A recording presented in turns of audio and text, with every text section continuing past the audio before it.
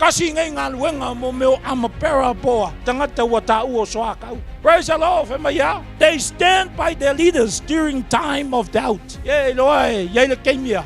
O ma ye le loko wa. Whawai vai ma masalo salo le kai kai. Ao ngā luenga mo meo kangaka wha amapera whemaya. La kou ke wha malo sia le loto lo lato tai. E ke wha mangaku ia. I leo kai kai whemai. Wai mangkua kala le Filipi. Amen e wha su kol whemaya. I can do all things through Christ Jesus who strengthened me. Ai lo ngā luenga wha amapera. Make wha mangaku longa kai kai. Palo misia le kua. Make avaku lea. Le upu wha malo si au. Pea o le keimea. Wha kau wha vai le loko le kai kai. Reminding them of their calling. Koe wha mangaku e kangaka i e lo lako kai kai lo lako wala uinga. Koe wha mangaku mai e pas ngala e selo vai ka makau.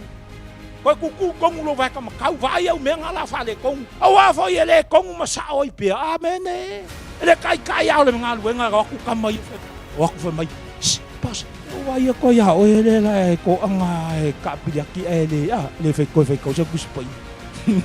Wha mangaku le wala uinga mai pas. O lo e le koe ka kalo a. Mai pas o lo so le wa e le koe fai kau ala fio ma le. Ai man kua kala le Filipi. I can do all things through Christ Jesus who strengthened me.